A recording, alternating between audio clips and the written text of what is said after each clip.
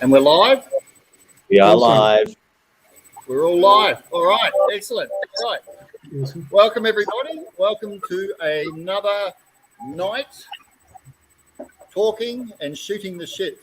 And for those that don't know, shooting the shit is basically, that's exactly what it is. It's shooting the shit with people in the industry, in the craft industry, distillers, both in Australia and also international. So tonight we've got a very, very special guest, and I'll introduce Peter in a second, but we'll just go around the room first and just introduce the Shooting the Shit team, which is a team. We've got our own T-shirts now, apparently, and we've got our own beer coasters. So local nerd Luke just told me. So, so we've got below me is a good friend of mine, Todd Pointer, the Todd, my right-hand man in the shed. Todd, how's it going? Going good. Bit wet here, but apart from that, can't complain. Good. Yep. Well, it's weather for penguins here with wetsuits. It really is. Yep. It's so wet. And then we got Luke, local nerd. He holds this whole thing together. I pressed the button. Press the button. Without Luke, we'd be looking at blank screens. You do it so well.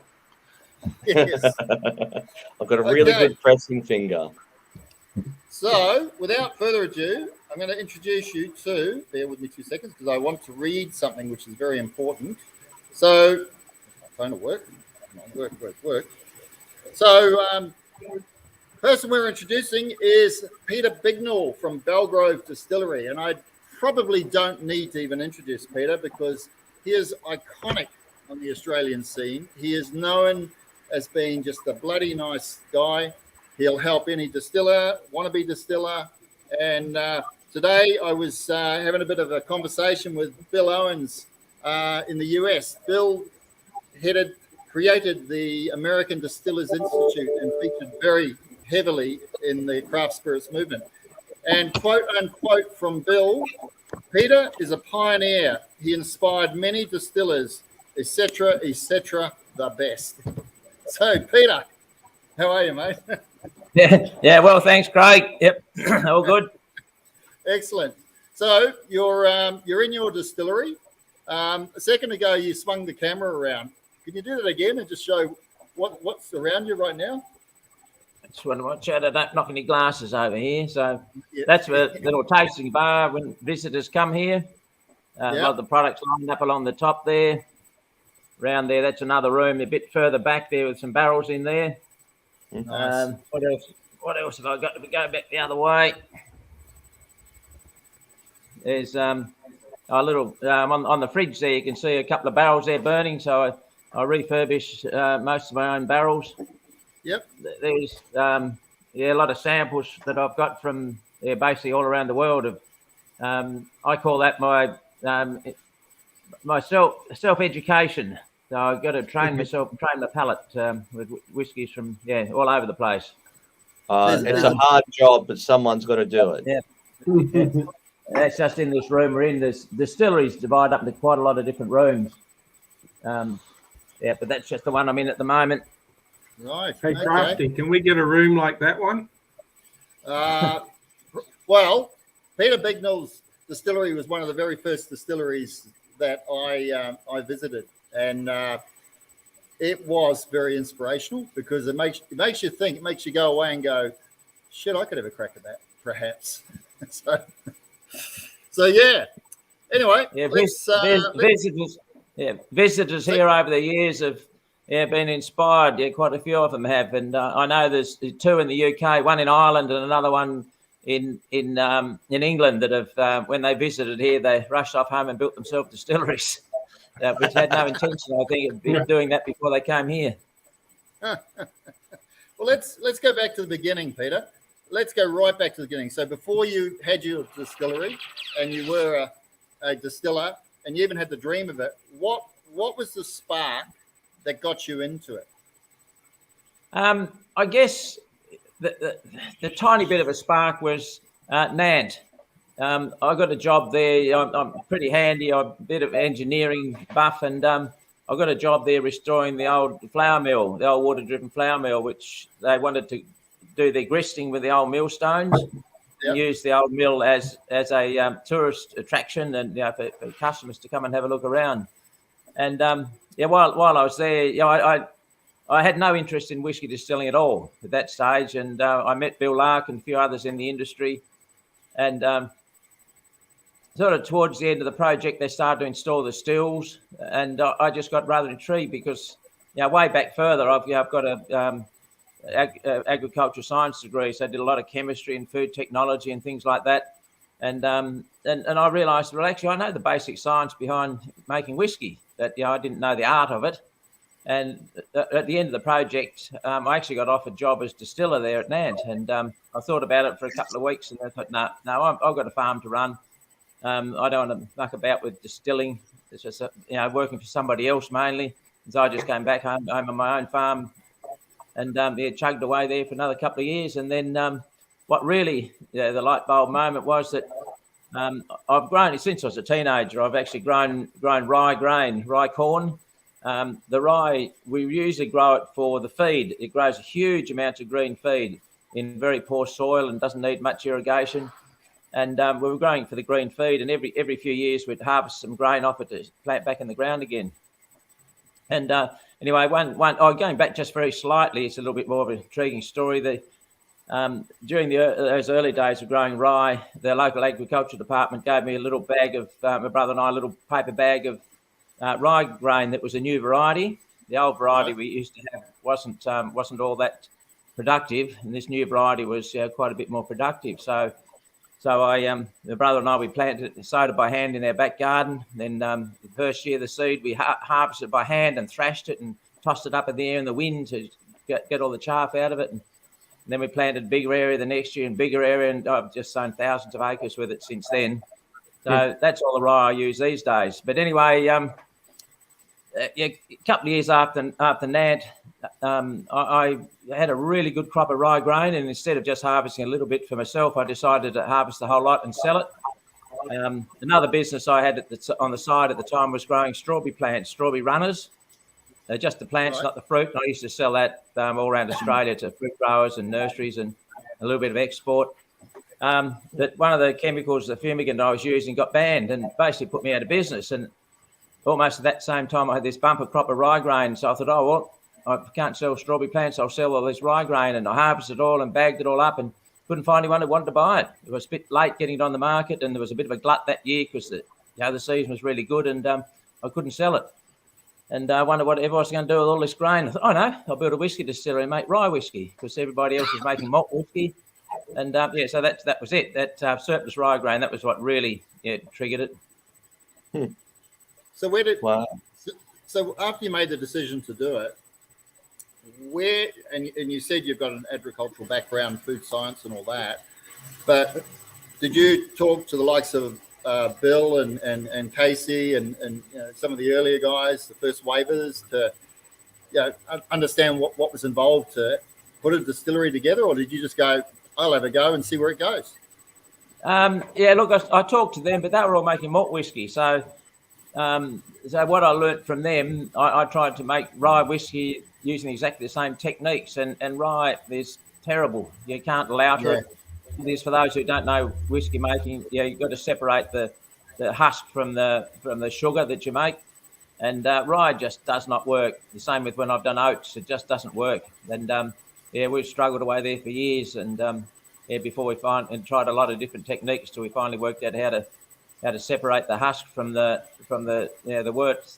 But so they were certainly a help and inspiration, but the actual technique, they weren't much help to me.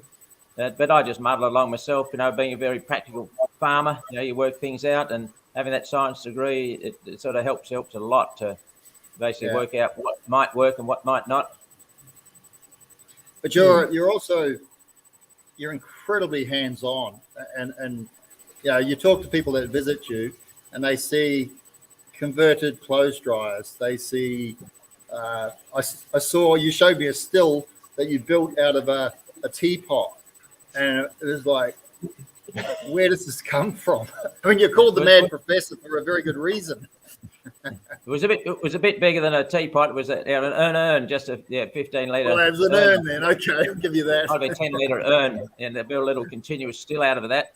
Yeah, it was a continuous one, and that was a terrific little thing. It's still, I haven't run it for a while, but that had stripped 400 litres of wash a day, that little thing, and only running on 1 kilowatt. That was amazing.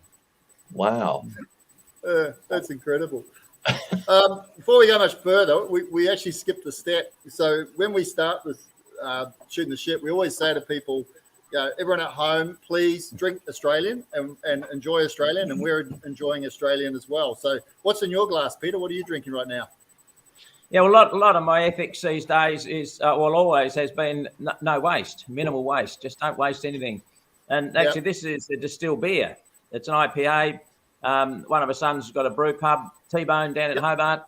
And one of his early batches with his current brewery, he wasn't happy with it. So he's very, very fussy. So I said, don't dare throw it out. So I got it and I distilled it. And but that's probably about the third or fourth lot I've distilled from little craft breweries around the place. That I got a whole lot of kegs once that went out of date. And you just distill them, and it's amazing the flavours you get from it. Because it is whiskey, because it is made from malted barley, and it is fermented. It's just that it had hops added instead of smoke. That's the only difference. And it's interesting when you distill beer, though, isn't it? With the hops, sometimes you can get a bitterness, and you hear stories of people say you got residual oils left in the still, which can contaminate. But I know quite a few people that are doing beer and go, it's good. There's nothing wrong with it. No, I don't find any bitterness. The chemistry of the boiling things. The hop oils, they don't boil over until you get. They just don't boil over at 100 degrees or less. Yeah, all the floral don't boil over. Not the bitterness. So you're drinking that. I'm drinking tonight Snowy Mountain Spirit. So Mark Newton's independent bottling, and he sent me a couple of wee sneakies. I got an Apera cask, a bourbon Apera, and so I'm going to try the bourbon, 54.7%. That's what's in my glass tonight. So I've done a bit of spirit for him, so some of my spirit will be coming out from him one of these days. Yeah, that's true. I remember that now. And Mark's actually online as well. Yes, I saw that there. G'day, Mark. Yeah, very excited. There's a lot of very excited people tonight. That's good. So, Luke, what's in your glass, mate? What are you drinking? And you're not in your office. You're down in Victoria. I'm not in my office. That's right. I'm down in country Victoria. In a florist. You're in a florist. Yeah, I'm in my mum's creative studio, so it smells like a florist, most certainly. And it's a lot more floral than my office.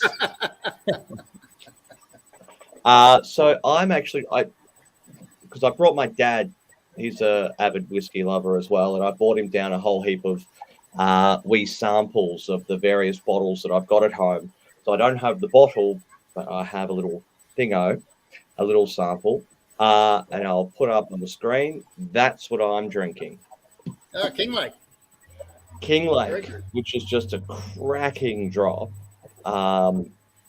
Absolutely brilliant. There you go, Peter. No, sorry, a bit slow. Yep. I saw you whack the glasses on there. So the King Lake Distillery, the single malt, absolute cracker. It's just they're doing some amazing things. Yeah, I love it. So for those who don't know, that's Sam and Chantel Daniels down in Victoria. They're experimenting with grains. They're using a lot of base malt and roasted malts and peated malt. So straight out of the gate, no mucking around, going straight down that line, and building some pretty complex, full flavoursome whiskies for sure. Oh, and for $100, it's an absolute bargain. Yeah, true. Yeah. They're definitely they're underselling themselves, I reckon. Okay. While we're talking about drinking other people's whiskies, Australian whiskies, there's so many of us about now. And I just end up with too much whiskey if I bought a full bottle of everybody. We all need to do small bottles to trade with each other. I know we've got some at Crafty's and we've got a few I've traded, yes. But we only use small bottles. I don't need. I've got thousands of litres here of whiskey I can drink. I don't need volume. But it's enough to taste. So we need to sort ourselves out for little tasting packs we can trade with each other. I found these little 200 ml bottles that I use to send down to my dad, and they're brilliant. It is just slightly more than half a bottle, or slightly under half a bottle, I should say. Yeah. And even if it's a 500 ml, I still have a bit left over for my own enjoyment.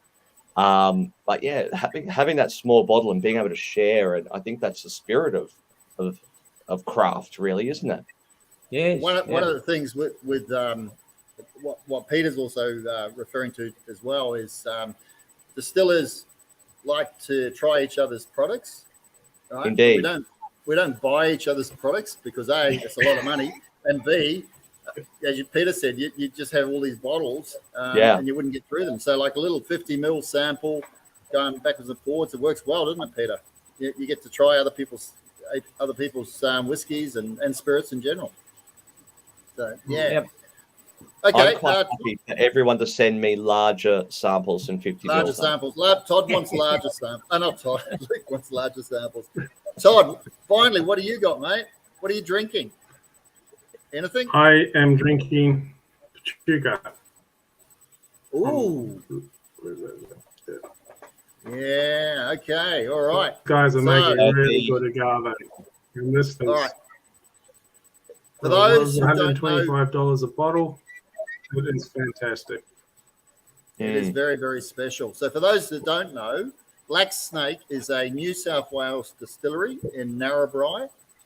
It's husband and wife team, Stephen and Rosemary. Very, very, very interesting people. Know their stuff. Very technical, very humble, and very quirky, like a lot of Australian distillers. Very, very quirky. The spirit is amazing what they're making. So it's agave spirits. The Pachuca, which the one that Todd's referring to, in Mexico, they make a product, which I learned this from Rosemary. Pachuca, they make it and they stick a chicken in the still. Oh. And so they're trying to pull some chicken flavors. I imagine the chicken's dead. You would hope. Well, it is by the end of the distillery. Well, it's Mexico, so, who knows. But here they do it with kangaroo. So very, very different. So, it's a very interesting spirit, isn't it? So that's a hop whiskey then, is it? It is. So tequila, hop tequila. Hop tequila, yeah, exactly. They should put that on the label. That's perfect. I hope Rosemary's watching. She'll love that. That's great. All right, let's go back. Okay, I just want to hit Peter with a couple of questions, and then Luke, if you want to ask a few, and then Todd, get ready for your 20 seconds of fame, my friend. Just prepare. Yeah. Prepare. Peter. Dr. Google up now. Yeah, start Googling, yeah. So when I started, I was very much started from a Scotch background. I love Scotch, and I started to understand distillation and the whole Scottish approach and what they do with malts, et cetera, et cetera. But over the years, I've gravitated more and more to the American approach to making whiskey. I personally find it more exciting, progressive, and I'm interested to know, because I talk to Australian distillers and they know you and they know what you're doing. So would you say you're more going down the line of Scotch, or you just like to try anything? And the American style is quite interesting. What's happening in America? Yeah, well, definitely not Scotch style, because I'm doing rye and oats. Yeah, straight away. And barley grain that's not 100% malted. More like Irish. Oh, look, it's just a mixture of everything. And I'm doing a little bit of malt whiskey right at the moment, but that's certainly not my main line. I got a lot of help in the early days from America. Actually, I rang Fritz Maytag, who's from Old Potrero. I rang him originally because I was having trouble getting my yield up, and he was making a rye, 100% rye. So I had a bit of a quick chat to him and trying to pick his brains a bit. This is right back in the early days. And anyway, he put me on to Bill Owens. and then I joined the ADI, the American Distilling Institute. Yeah. Got on one of their online forum, and learned heaps from that. And for the first few years there, I was learning, and still am. But then after a while, I just started helping other people out as well, giving back to that forum. I'm actually one of the top posters on that forum, so probably I learned a lot from that. And not necessarily, someone gives me some advice, but just by discussing things, I sort of work it out myself. Something, ask a few questions, you get a few comments, and then it's suddenly, I think I know how I might do this or whatever. But yeah, certainly had some very good advice over the years from that forum. That's fantastic. Probably not much good, that forum, for people who want to make the single malt whiskey, because there aren't very many single malt producers on there. But yeah, if you want to do anything sort of other than single malt, then that was a great help to me. The whole single malt thing in America, though, as I'm sure you know, is really taking shape. They're right on the verge of actually standardizing what is the requirements to make an American single malt whiskey, and it's a category. It will be a category in its own right, which is quite an evolution, really, isn't it, from where they were previously? Yeah, I think so. All right. Okay, so in Australia, think back when you first started, and what the Australian craft distilling industry was like, and compare it to where we are now, and what would be some of your major observations before and now? Oh dear. Well, there were very, very few about. There was I think just from what I remember, there was Starwood and Lime Burners on the mainland. There was probably a couple of other ones, the two I sort of knew of at that time, and there were half a dozen other ones here in Tassie. I think I was the seventh one here in Tasmania, and that was it. And it was in some ways it was sort of nicer back then. There were you just knew everybody, and you knew the whole industry. But these days you just no hope of knowing everybody. You get to know a few, but there's a lot there. I don't personally know, which is it. I love these industries I've been mucking about in over the years. I've swapped around a fair bit over the years, but you get to know a lot of people in the industry, and that's what a big part of what I enjoy about being in the industry. It's not just about making money, but it's about enjoying yourself and meeting people. And all these different industries I've been in over the years, I've met a lot of people. And like I said, in the early days, I sort of knew almost everybody. It's got a little bit more impersonal these days. But it was a little bit more fun back then too, because it was a little bit more by the seat of your pants sort of stuff. But and doing everything on an absolute shoestring budget. I think the days of that's gone. I agree. I agree. I actually think I actually think I'm one of the last smell of an oily rag distilleries. Secondhand pumps, hoses, that connectors are all different. And nowadays you just don't see that. It's gone the way that craft brewing's gone. Craft brewing, you sort of banged it together with bits and pieces. But now anyone who's doing a craft brewery, they're starting with brand new equipment, spec specifically for the job. So it's definitely changed. One of my sons, I was saying, T-Bone, he started out his brewery, but he's very fussy. He doesn't like any secondhand stuff, and even now they're going to find him something that's good. Oh, why don't you use this? Don't use that secondhand. No. He wanted all new stuff, but he's actually building another big brewery now. He had a little one in the middle of Hobart, and he just started building a big one. But I found him beautiful. He almost unused heat exchanger. No, I can see rust spots on it. It's no good. No, we want all brand new stuff. But the old stuff has character. It's got character. It's got flavour built into it. Yes, of course it has. Yeah, no. He wants total control of what he does. He doesn't want flavour built into anything. He wants total control of the flavour. Whereas I'm almost the opposite. Yeah, no, it's when you've got old equipment and bits and pieces, and you got to pull it together and make it work. It's a very different setup. Yeah, it is a bit of a pain in the bum sometimes when things go wrong. Oh, tell me about it. Yeah, yeah. But yeah, I love fixing things, but every now and again I think, oh, gee, I wish all this had run so smoothly. Where's the challenge in that, though? Exactly, that's right. Yeah, we had a breakdown here.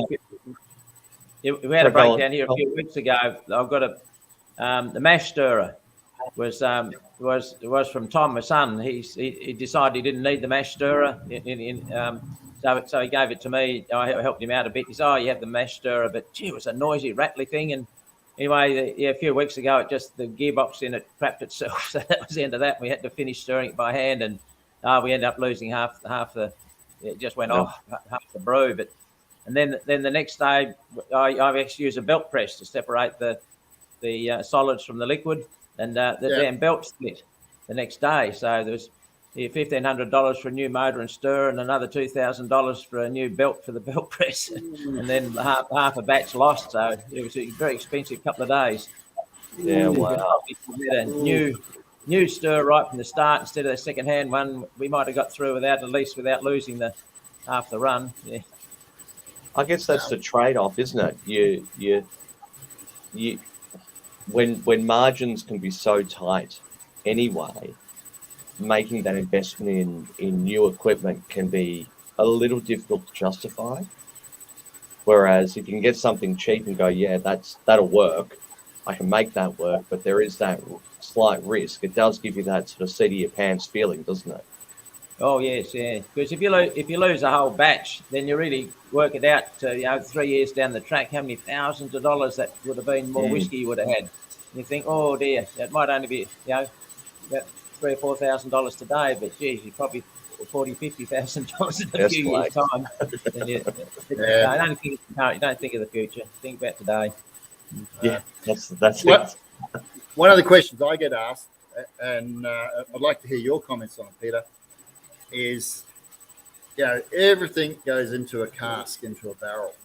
So all that hard labor, that sweat and tears goes into the barrel, and then the barrel goes onto a rack, and then you pull it down the track and you release it. But barrels can leak, barrels can weep, barrels can move. Peter, what do you do with your barrels? Do you have a system where you're basically checking every barrel at a set time, or is it a case of you walk past and it doesn't look right, so better investigate that further? Yeah, we try to put them in a place where you can watch them all the time. We don't have any particular routine, but then there's probably stuff here that I haven't looked at for ages. That's just sort of literally tucked out of the way.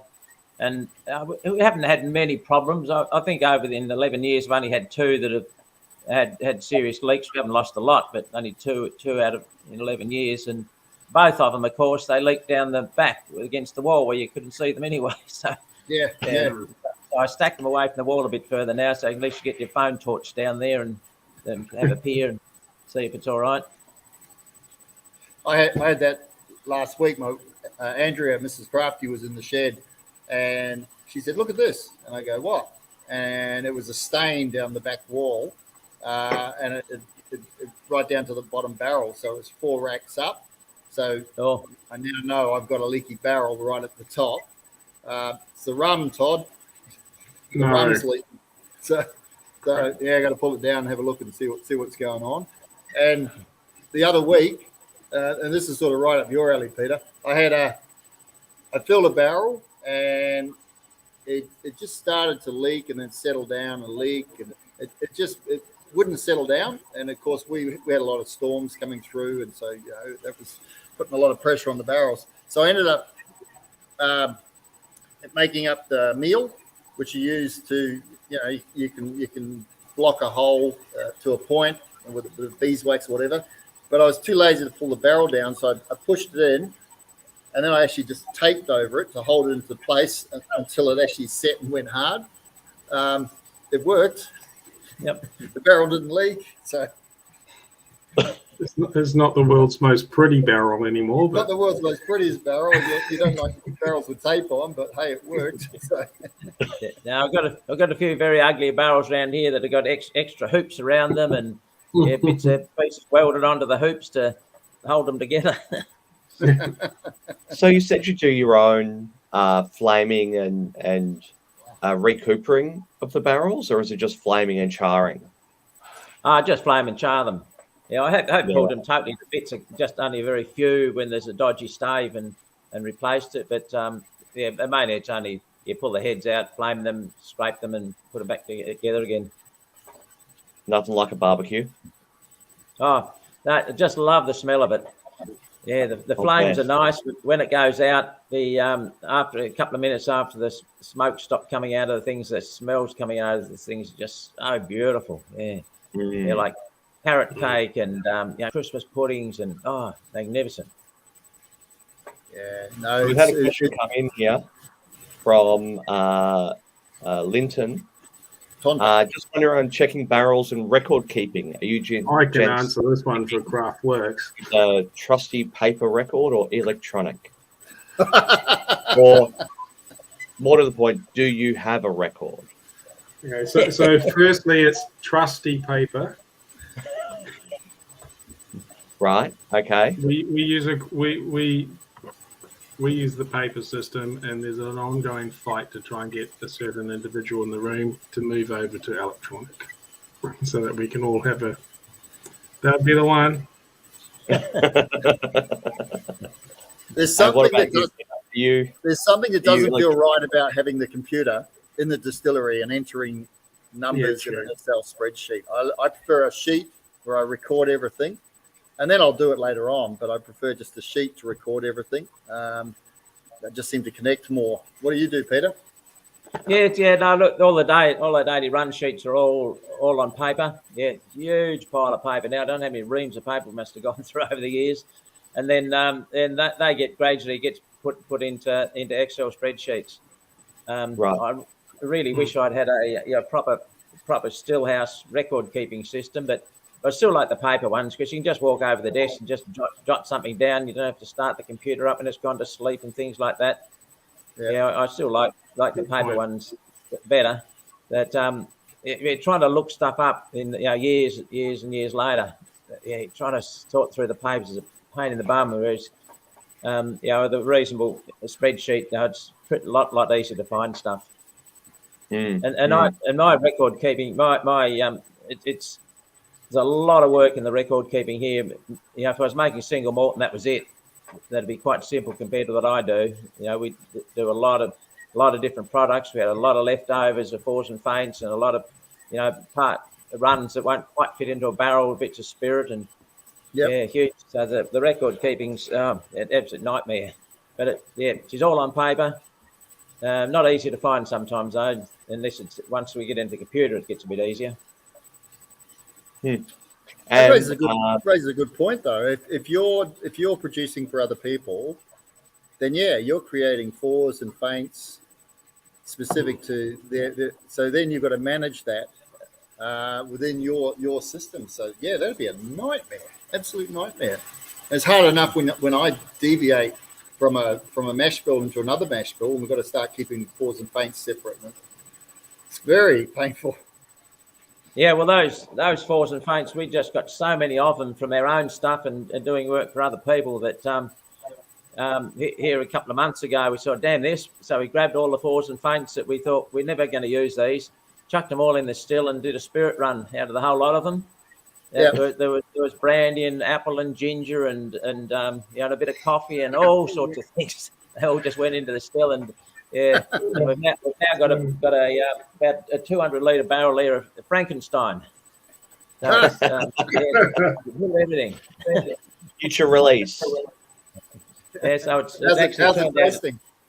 Oh, lovely! Yes, yeah. I sold one bottle of it the other day to somebody who'd tried a few of my little odd blends I'd done before about odds and ends, and the report I got back was lovely. They really liked it. I actually love it with orange juice with it.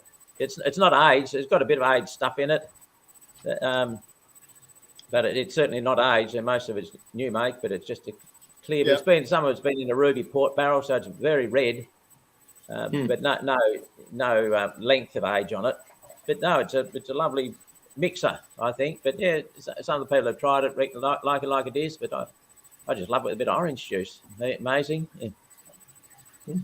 The challenges. Mm. Can anyone? Frankenstein, but yeah, we had. Can you see that? See the colour? Well, I can see it's dark. Yeah. Hold on, So that's hold it up again. Hold it up. So that's Snowy Mountains. That's the Apera cask. Oh, yeah. Beautiful colour. Wow. Beautiful colour. And 60. This one's 60.4%. So not mucking around. And No, very good. Anyway, sorry. We actually got a question from Snowy Mountain Spirits. Mark himself. How often do you reuse your barrels? Good question. Yeah, okay, I'll have a go first. Until they stop producing colour, and then I refire them, and off we go again. I probably have some here that, let's see, there's a couple here that had a lot of use. There's one just through the door here that was a bourbon barrel once upon a time. Then it was cut down into a malt whiskey barrel, Right. and then I aged an orange sour beer in it, and then I had a grappa in it, then an orange sour beer, and then an oak whiskey. And I haven't touched it in all those times. It's still producing flavour. But other ones, I'll have someone's malt whiskey barrel. I'll put the rye in it, and after 4 or 5 years, it really hasn't picked up a lot of colour, hasn't done a lot. So when I tip that out, usually blend those with something else that not all that reactive, and blend them with something else in the barrel. I'll refire that. So just the whiskey barrels, I'll just refire them like there behind me there, and then I don't touch them. I just fire them, put it back together again. The wine barrels, so a lot of them, especially the red wines, have got tartar in them.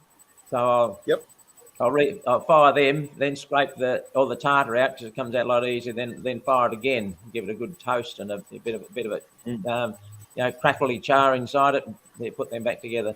But it'd been used for quite a long time. Just depends on you tell by the colour mostly, and partly by the flavour. If it just comes out pale after quite a few years, or is it right? This one's not going to get reused as it is. You have to refire it.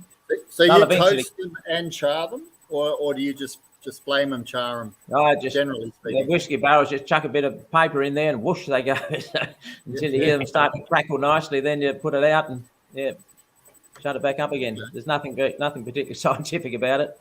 Although the other day I did a wine barrel and I toasted that for a long time. I just had a gas torch in there and didn't really set it on fire till right at the end. Just put a lot of heat into it, because I've heard that just toasting the wood rather than charring it, it produces some lovely flavours.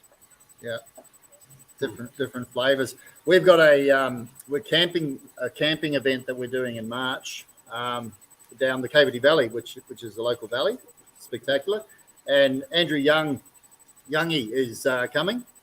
And what we're going to get him to do on the Saturday night when it's dark is to break a barrel down and just do the whole flaming of the cask. And for those who haven't seen it, experienced it, as Peter's described, it's just such a visceral experience. Just the aromas, the flame. It's incredible, isn't it? It's something that people should experience. Yeah, I did some demonstrations in Melbourne at Top Shelf a few years ago. Oh, yeah. And I borrowed a barrel from Starwood, and one of their older barrels, and I did 5 demos with it. And by the time the 5th one, there was flames licking out between the staves. It was into the bin. But, I had flames there shooting way up in the air. It was amazing. That's cool. I am looking forward to seeing the flaming process. I think that's going to be quite amazing. Oh, yeah. It's definitely something to see. Yeah, no, it's awesome. I'll comment on reuse of barrels, because I've just refilled just recently. I had some PX Old Wood Sherry casks, and they've done 3 years odd, and gone straight back into them because they've still got a lot of life left. You can tell they've got a lot of life, so they're worthwhile. And Andrew Young, so we use a fair few of Andrew's casks, and he believes that he builds casks like Formula One engines. They're designed to go to a certain point, and that's it. They're finished. You don't use them again. And I disagree.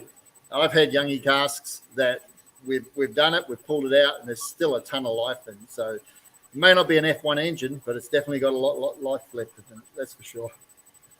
Yeah, just got to leave them in a bit longer, because I think there's quite a few people have started to think that second use casks are just reusing a cask, the same thing again, with a bit extra time on it. That just that time for those chemical reactions to happen, it's just necessary. You can put a really active cask, F1 cask, and get a lovely whiskey very, very quickly. But you can end up with an equally nice whiskey just reusing it, but you need to leave it quite a bit longer. And other things happen, and you get different flavours out of it, and different chemical reactions happen. I think there's quite a few people now starting to think that actually second use casks are, that second use of your malt whiskey is, it's working quite well. Not second use of a rye cask. Oh well, yeah. I usually I usually change to something else.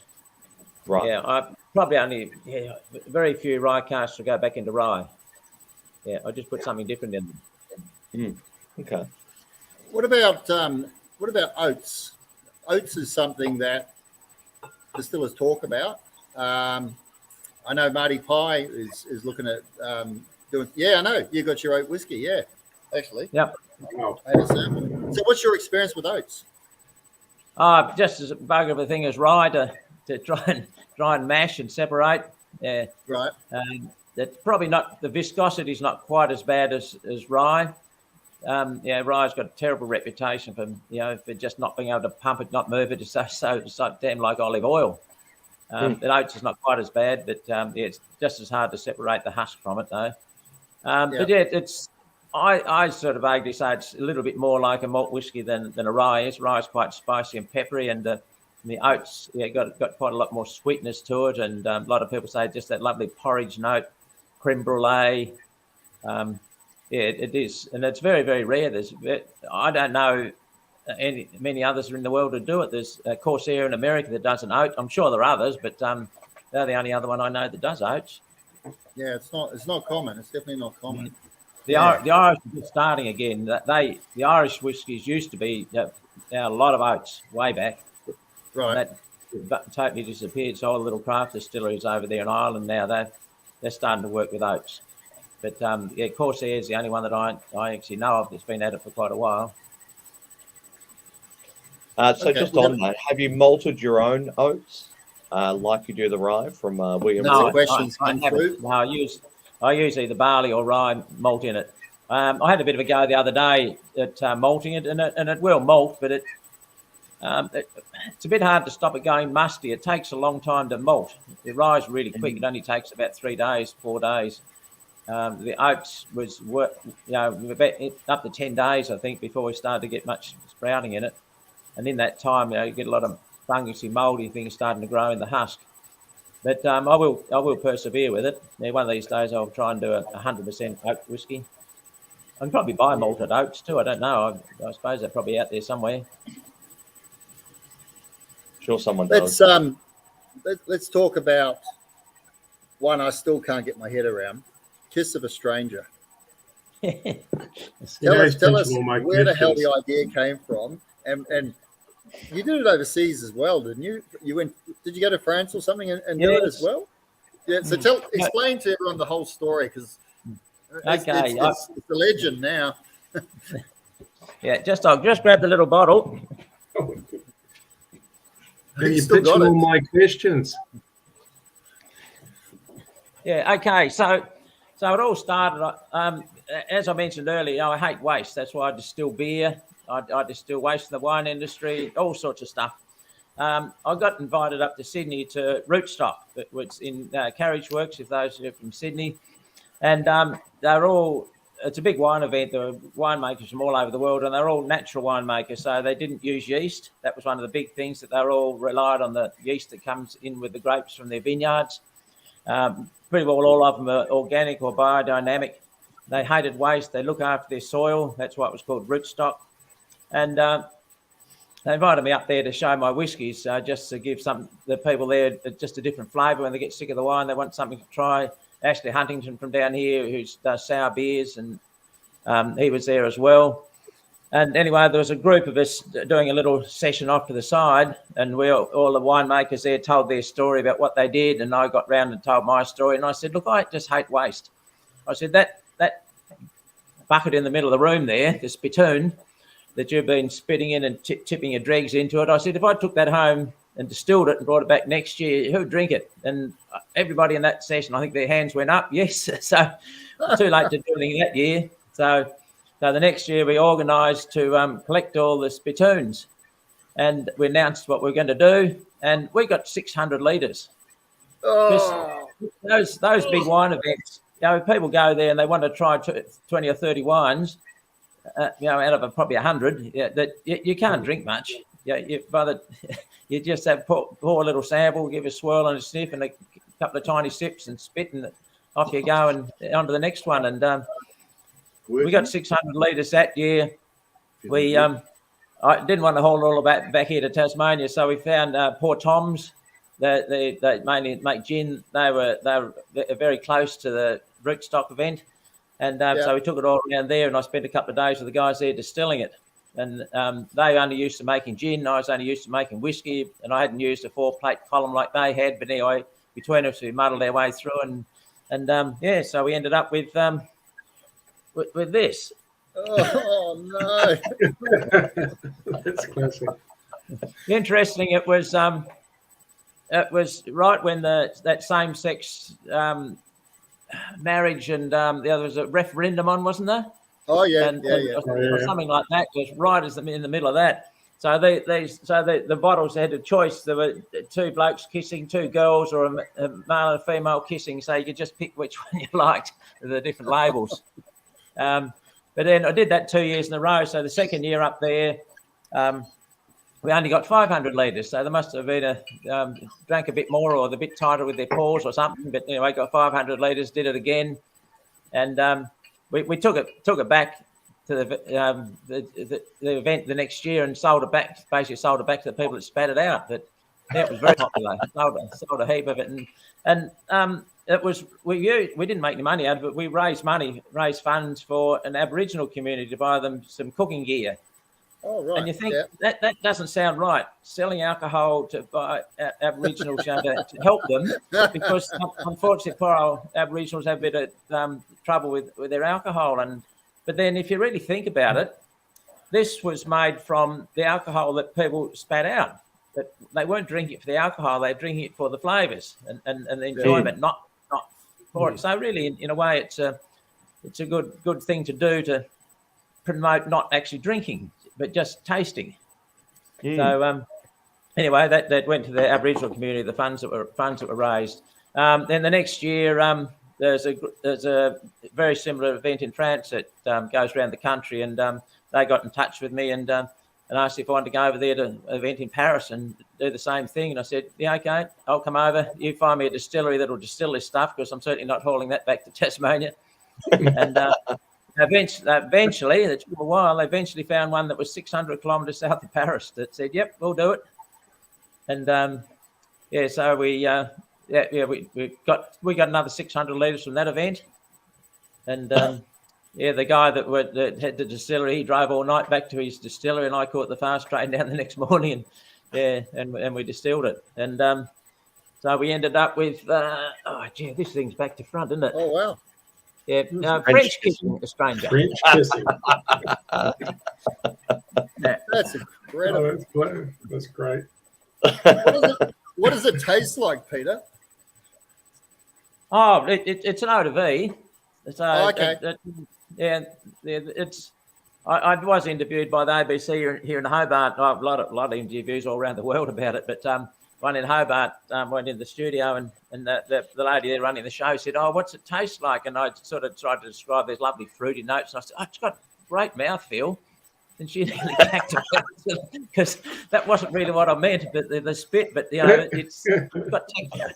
I'm sure it's not the saliva. That's just Oh, wrong. that's brilliant. It's just- I'm But that's sort of all I got here. So it's Oh no! plus a little bit of the French one. Yeah, we sold it all. So People we will ate some in buy a barrel. anything. When Yeah, there's when it comes to the- sherry barrel, the There's sherry whiskey barrel that was one, made. it wasn't as nice, I don't think. Oh, he's back. He's No. back. Okay. What's the story with the penguin shit? Remember that Penguin story? shit? No, I don't think Antarctica? about penguin shit. Hey? Ice. Yeah, no, that's all on. Yeah, it's still not released yet. They're all a bit quiet at the moment. Oh, okay. Shut up, Crap. Sorry. Shut up. Oh, I'm going to go check my still. Guys, can you talk to Peter? I just got to go check my that's still. it. So you have So for Why- those that want to I, know, Crafty's doing his low wines run, and he's got a little bit more than the still can handle, so he's topping it up as we go. So That was Okay. years ago.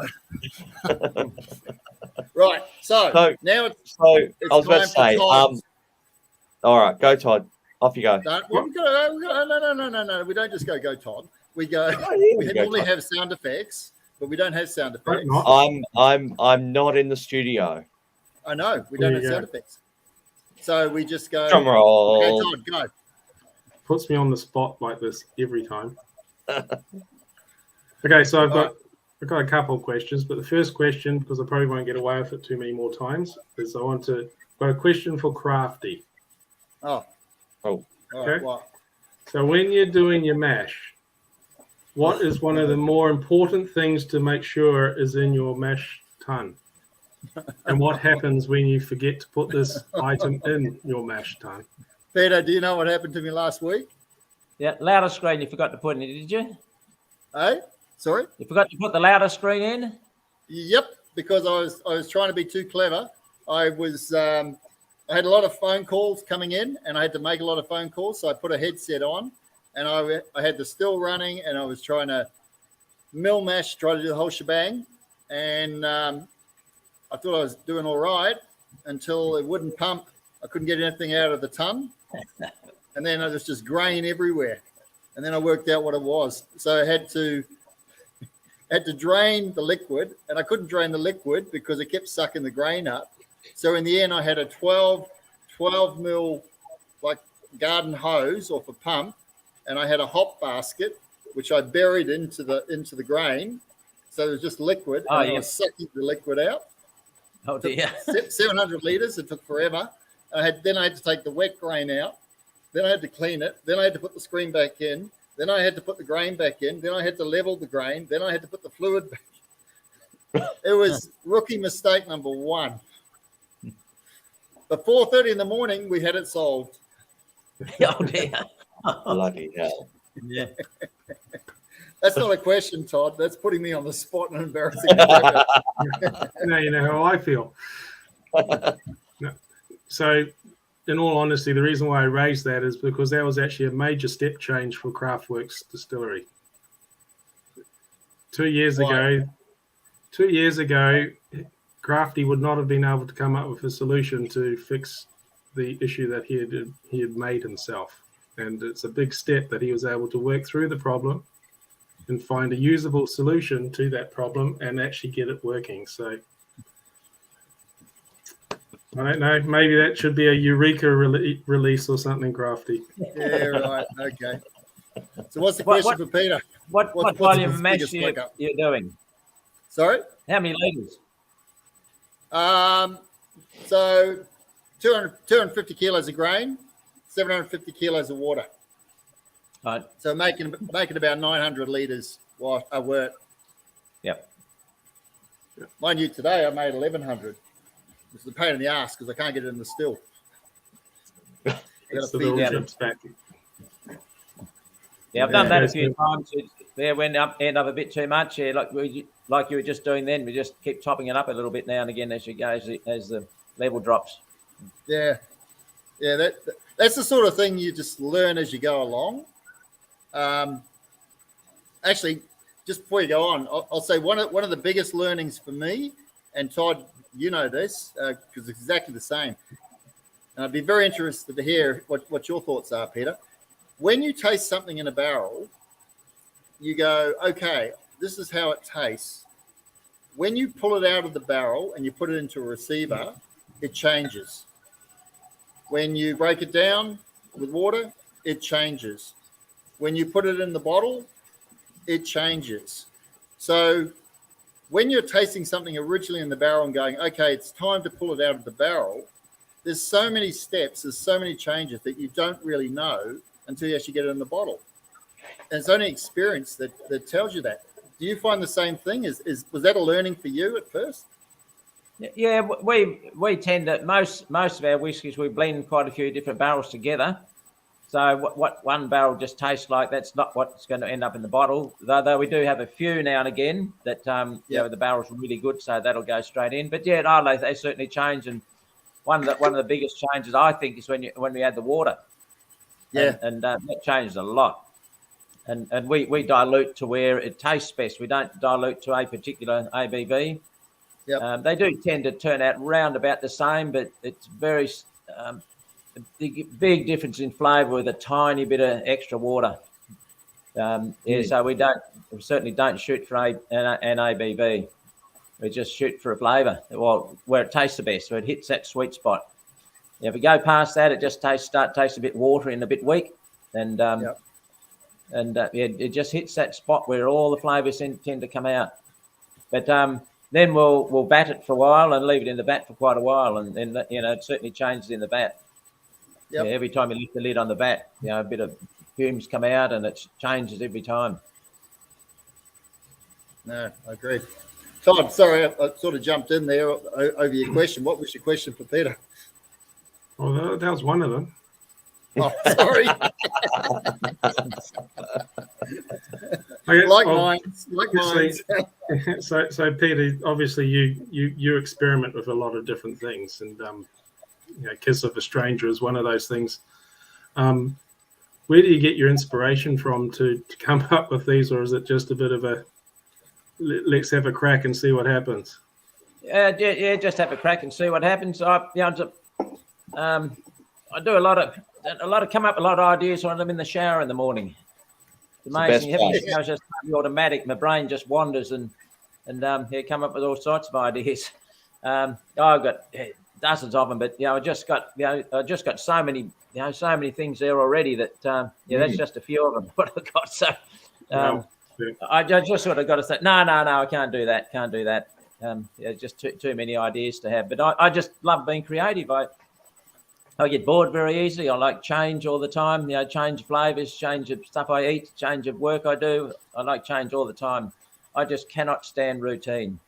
And to me, just making malt whiskey would be too much routine for me. I get sick of it.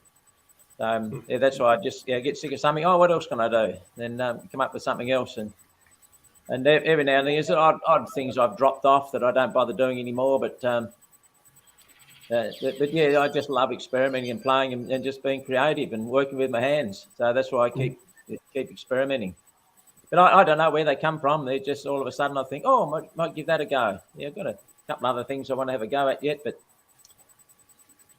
whether I'll get round to it or not, I don't know. And of your vast back catalogue of product that you've got behind you there, and obviously that's only a small portion of it, what are you most proud of?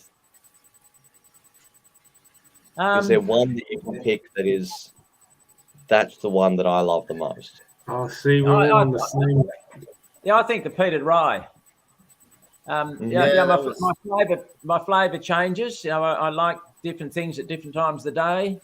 But I think the one that I'm most proud of is the peated rye that I sent to Jim Murray.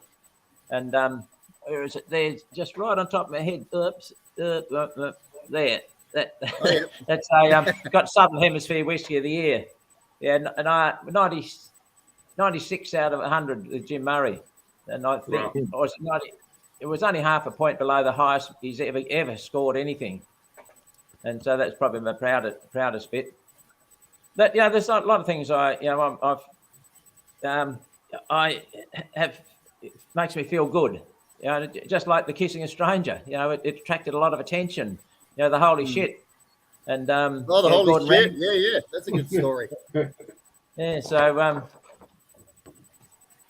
tell the holy shit story for those who don't know. So Gordon Ramsay, he came here and I had him shoveling shit. So underneath the There's shearing use shed, for 'em. we burnt it to smoke the grain to make the holy shit whiskey. Was he an arsehole or a nice guy? Ah, nice Was it bloke. his Yeah, shit? he's- all Nice that, bloke. all that arsehole stuff's just for show, I think. Yeah. Holy shit! I mean, that just the names alone. Kiss of a Stranger, holy shit.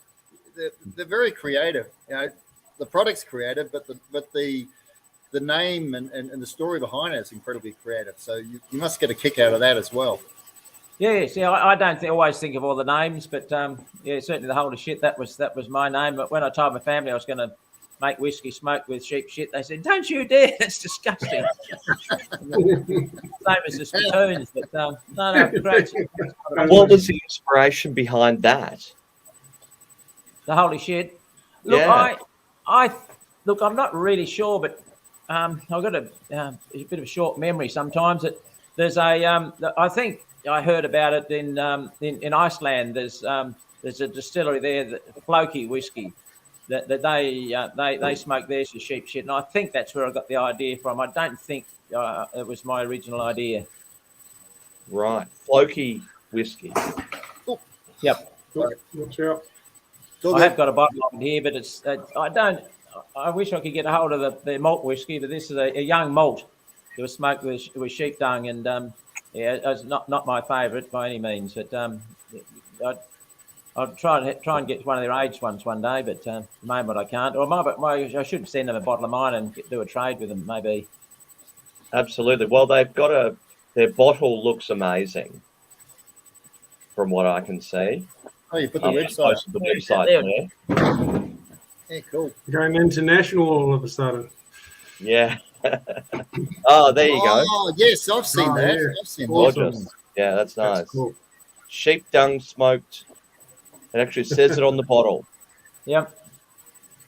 Wow. I there you go. reckon that's where I got the idea from. But I'm pretty sure it wasn't an original idea of mine. There's some more names I got here for you. There's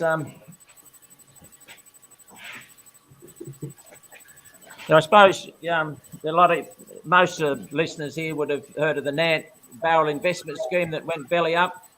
I ended up with my son and some other Crafty, some other investors. We ended up buying a lot of the barrels from the investors who were basically left stranded, and because there were a lot of barrels that were filled, there were a lot of empty ones, but a lot that were filled, but then they couldn't get a reasonable price for them. So I stepped in and helped buy out a lot of the barrels. So we've got some more creative names. There's this is our first release.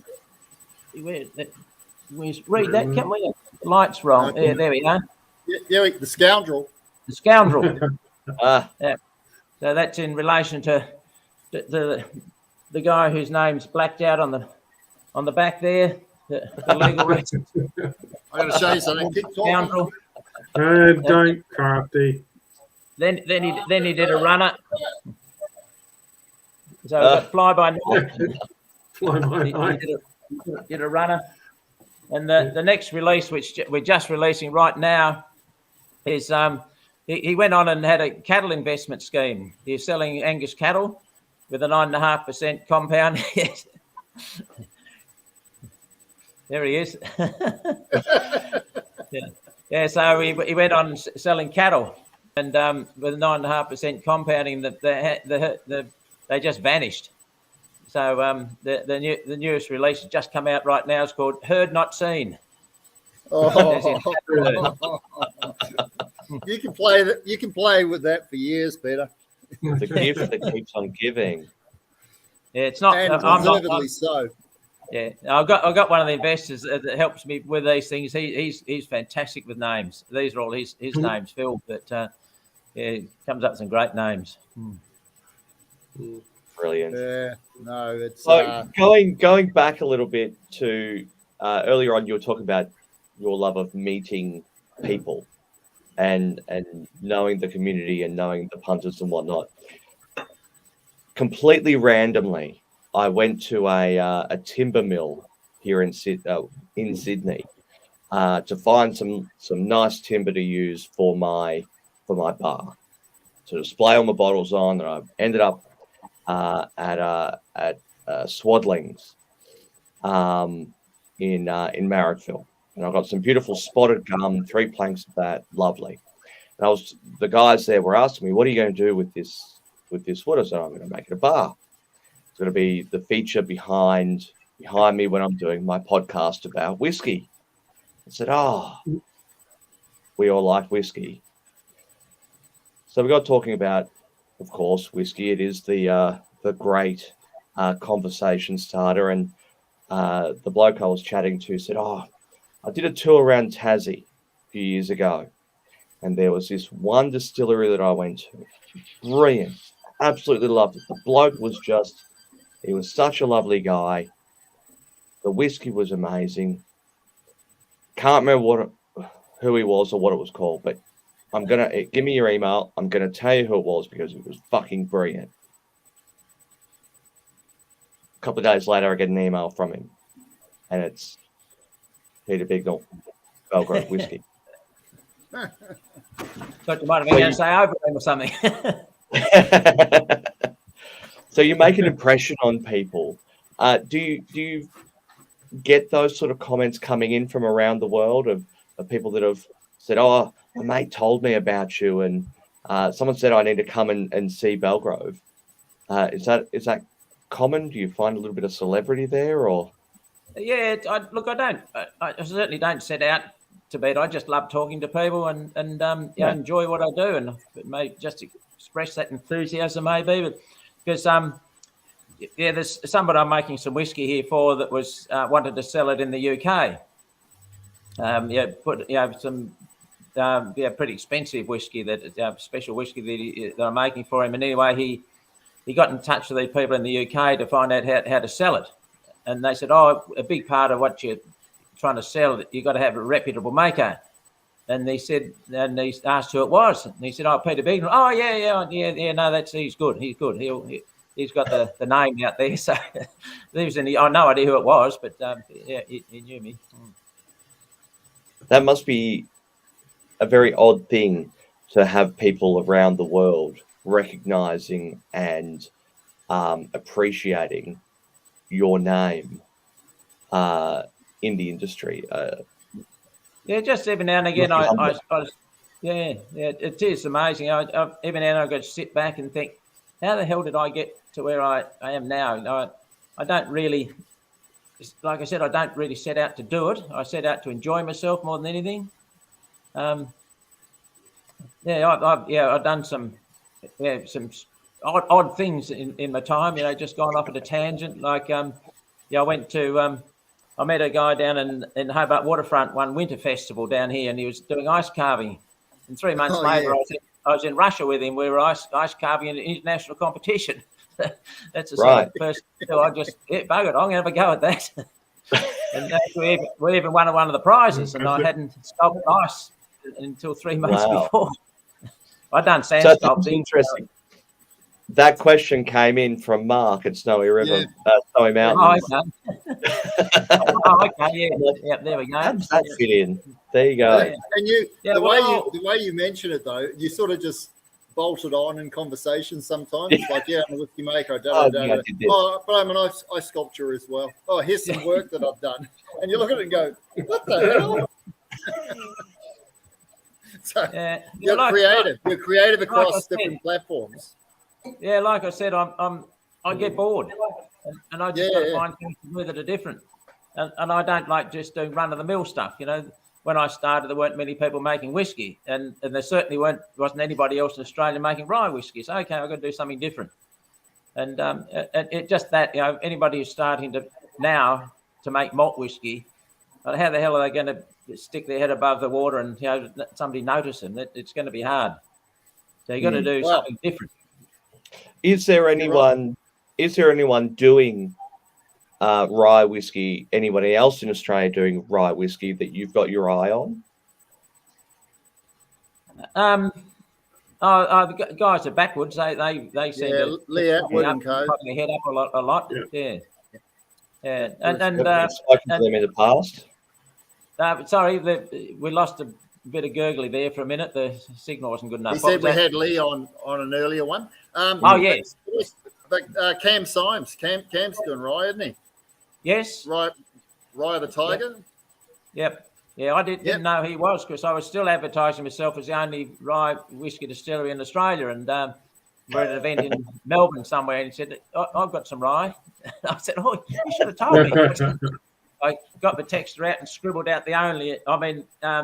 Scribbled out the only on the big banner and put first.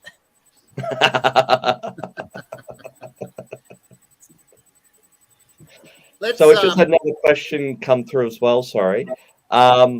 William wanting to know a little bit more about your continuous stripping still. Yes, yeah, that's we sort of vaguely touched on this earlier with a little 10-litre urn and 1 kilowatt one that I built. It's extremely energy efficient. It's the little urn one is just it's just a little 1 or might be 1.5 kilowatt urn with a lid on it and a bit of pipe coming out the top of it with baffles in it. And they're only baffles that sort of run 3/4 away across, nothing fancy like bubble plates or anything like that. And as you put a little bit of whatever, beer or wine or whatever in the boiler, and the steam goes up through this copper tube with the baffles in it, comes out through a condenser, and the condenser's a tube in tube. So it's not like a shotgun condenser. There's just one tube inside another. So the steam goes down the middle tube, and you've got coolant going the opposite way in the other tube. And but the coolant is the feed for the still, because you only put in the urn. I only put a couple of inches of the feed in there, and then it's got to keep topping it up. And so that the wine, I usually use it for wine, mainly for brandy making. So the wine is coming through the condenser in the opposite direction to the steam. So if you pump it through really slowly, by the time it's at the other end of the condenser, it's almost at boiling point. And that drops into the top of this column and splashes down through the baffles, and the steam coming up through picks up all the volatiles, all the alcohol and all the flavour volatiles, and off it goes back down through the condenser again. And it's just once it's going, you can turn it way down because it's all preheated. They're almost boiling point. And then we do have some overflow pot ale out at the end, of course, and I put that through another heat exchanger and make hot water. So I originally made a little one, and then I built a much bigger one that'll do about 2,000 litres in a day. But it uses it runs on the bigger one runs on chip oil.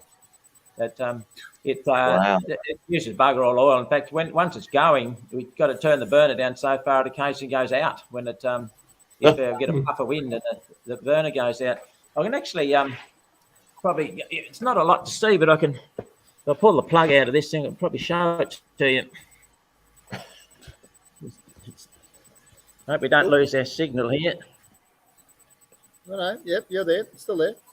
Oh, there it is. Yeah, so there's most of that is just a pot with a firebox, and that bit of copper front there, that's just just an inspection hole really, so I can see what's going on in there. I did show Crafty going one night, it was bubbling away in there. It's just that what looks like a tiny piece of copper still is really just to break up the foam that was otherwise shooting up the column.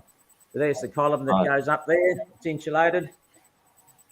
And if I can work out which way to turn this thing around, whoops, going the wrong way. Yeah, the column goes up there. There's a vacuum pressure brake there that's made out of an old fire extinguisher. So if we get it over pressure, it blows the water outside, or if it sucks air in, if it creates a vacuum in there just for safety. And then the condenser runs right along the wall, and then right down the other end we've got an IBC there that we catch all the condensate in it. And really this part here is only a steam boiler that produces steam from from the wine that's had all the alcohol stripped out of it. So anything that's in that boiler is actually probably only 1% alcohol. So it's really only just a steam boiler. So the distill itself's right up in the roof there inside the condenser pipes. Wow. So and that's all your own design? Sorry? That's all your own design and construction? Yeah. Yes. Yeah. The principle of it's not mine. That's an Ask Coffee, that Irish fella who invented continuous distillation. That was him, and all that. I think there's a bit of argument who actually invented it, but that's just the principle of it. It says, but it's my design. Yeah. Wow. And that's a lot of them extract the heat from the overflow from the pot, but I get the heat from. I found it's just more convenient to get the heat from the condenser. So there's no hot water condenser that we waste. Hot water we waste and drop down the drain from the condenser water, and the pot ale we retrieve most of the heat from that and just make our hot water for mashing or washing up. Wow. That's it. It's so logical. Yeah, And It's one thing to be logical. It's another thing to actually apply and build something. It's so logical, but to put it into practice is quite amazing. Yeah, well, it's extremely simple. Yeah, a lot of people think it's just very difficult and very hard to do, but it's very, very simple. I think it is anyway. And it's actually I control the whole thing from the phone. I can turn it on and off and from the phone. You brought technology onto it. yeah, and it's all very, very simple technology too. Very simple. I just bought some more little controllers today, and they're $12 each. Right. And what sort of controllers do you use? There's a PID controller. I think that was $18. Okay. And then washing machine valves that you have for $2 from the tip shop. And then there's crikey, what are the phone ones called? No, my mind's just gone blank. These little controllers that the phone controls. Just little PIDs. Wow. Okay. The little PID that's controlling the temperature. Yeah. These other little things are just on-off switches, so you can put thermostats on or just turn things on and off with your phone and timers on them. All good. Yeah, the PID controls the brains of it, really. That it keeps the flow through the pipes, feeding the still, so that the temperature is correct when it goes into the still. Yeah, just controls it so it's right on boiling point, just as it enters the top of the column. Right. The nerd in me just loves that. I know. At automation. 1 hour, 17 minutes. We're now going to start to nerd out for the next 2 hours. I'll refrain. Before we go any further, I've just had a friend who's popped into the shed. So I'd just like to show his face. Oh no, Davey boy. Davey boy. That's it. So Davey boy is a good friend of mine. He's a brewer. They are now moving into. Just get a couple of the way. Couple of signatures, you know. Couple of different gins, but Pete, you'll love this. So Davey boy and I collaborate. So some of my the casks, when I finish with them, Dave takes them away and makes beer, and then I get them back, and then I fill them with whiskey. Yeah. But he's also done a cider as well, haven't you? A cider in? No, ginger beer. Ginger beer, sorry, ginger beer. So this is very, very much what's going on a lot in Australia. And Peter, you totally agree with this. Just this collaboration across brewers and wineries and others. There's so much opportunity to do things and really push the envelope. Yeah, I get quite a few barrels from Marilla, from Mona, the guy, the Ammonia Museum. They got a couple of vineyards, and I'll get quite a few barrels from them. I must have another chat to them one day and see if they want a whiskey barrel to age some of their wine in, just to be interesting. That might be a little bit over the top for them, to know. They need to be more adventurous now. All right, guys. I think we need to wrap it up. We're at 1 minute 20. So unless there's any final questions, we'll just take some final comments. I'd just like to say, Peter, it's been an honour. It's so good to have you on Shooting the Shit, because you know what Shooting the Shit's about, and this is exactly what we're doing. And yeah, it's really, really good. I look forward to catching up with you again face to face and actually having a drink. And the Bogan burnout, I might leave that right to the end of the night, I think. It's But you'll be going straight for Kissing a Stranger. I don't know about the Bogan burnout. we'll be releasing that fairly soon. I'm trying to get the guys at Oak Barrel to. Oh no, that's a French Kissing a Stranger. Where did the Bogan Burnout get to? Love that. Yeah, there it is. That's not the final label. It's the original one that was there. That was pretty nasty. That one. Yeah, It's called Bogan Burnout. Yeah. And I've got proper labels for it now. But don't know whether to recommend people have that last thing at night or not, because you'll be tasting it still the next morning. Yes. So maybe you need a few chasers, have it early on and have a few chasers to get rid of it, because it really hangs on there. They need to reinvent a toothpaste that can combat Bogan Burnout, because your normal toothpaste doesn't cut the mustard, I can tell you. All right. Yeah, no, if anybody wonders what Bogan Burnout is, if you hadn't heard of it, yeah, it's my attempt at making the smokiest whiskey in the world, and she's way up there. It is well up there. I think I haven't tasted anything that's anywhere near it. It's a single malt. It's a malt whiskey, and we've got a lot of it packed up into 250 ml bottles, because I don't reckon many people can handle a 500 ml. It'll be popular because there'll be people that'll just want to. It reminds me of when Octomore 1 came out and Ardbeg Supernova came out, and it was like the toe-to-toe who had the peatiest, smokiest whiskey in the world. It was a competition. If you were there when they were doing that, it would have been very interesting. I think it blew them out of the water. I think they would have turned around and gone, "What the fuck is that?" And on that note, I'm finished. Luke, Todd, do you want to say anything else? No, all good. You're all good. That was a great session. I'll certainly ask everyone, please subscribe if you are on watching us on YouTube. Definitely follow on Facebook. We've got some other great guests coming up in the next few weeks. Who's coming up in 2 weeks? In 2 weeks, we have Westland, USA. US. It'll be a very late session. I think it's like 10 p.m. or something. Yeah, we've finally negotiated. Yeah, so about 10 p.m. So 2 weeks' time, December 1st or 2nd. I'll put out the link as soon as we can. So yeah, that's good. Westland, and we've got a fantastic lineup for. I think we have one more in December, towards the end of December, Crafty. And the grand finish with the Santa Claus of Australian whiskey, Mr. Bill Lark. That's our grand finale for the year. So that's a decent finisher. And then definitely we've got a full lineup into the new year. So please subscribe, follow on Facebook, subscribe on YouTube, hit the buttons. And we look forward to having you all on board. For the ride. It's been great. We're happy to be back. Yep. No, thanks very much. Yeah, had great fun tonight. Thanks. We kept it to time by the look of it. I think the last one of these dragged on for 4 hours. Your one did. Yeah, your one did. Yeah, I don't. When was that? A few weeks ago we did one and on and on and on. It's still good fun though.